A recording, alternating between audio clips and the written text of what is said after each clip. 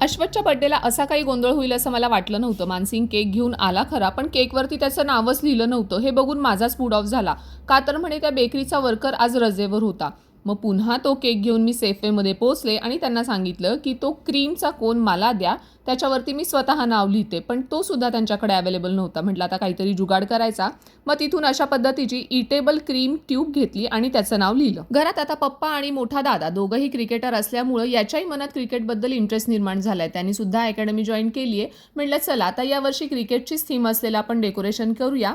हे असं क्रिकेटचं थीम असलेलं मागे पोस्टर लावलं, त्याच्यावरती थोडेसे फुगे फुगून लावले आणि साधं सिंपल असं डेकोरेशन करून घेतलं. कम्युनिटीमधलेच त्याचे सगळे मित्र घरी बोलवले होते. सगळेजण घरी आले आणि घरी आल्यानंतर या मुलांचा खेळ चालू झाला.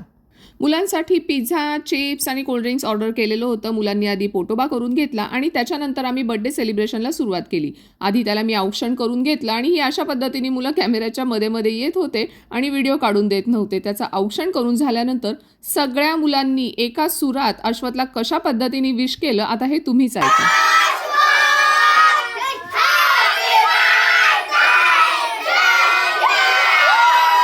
अश्वथला केक कट करायचा असतो पण खायचा अजिबात नसतो. पण बर्थडे आहे म्हणताना एक घास तरी खायला लागेल म्हटल्यावर त्यांनी एकच घास तेवढा खाल्लेला आहे. बर्थडे झाल्यानंतर सगळ्यात रात्री आवडीचा कार्यक्रम म्हणजे सगळे गिफ्ट उघडून बघणं आणि इथं हाच त्याचा कार्यक्रम चाललाय.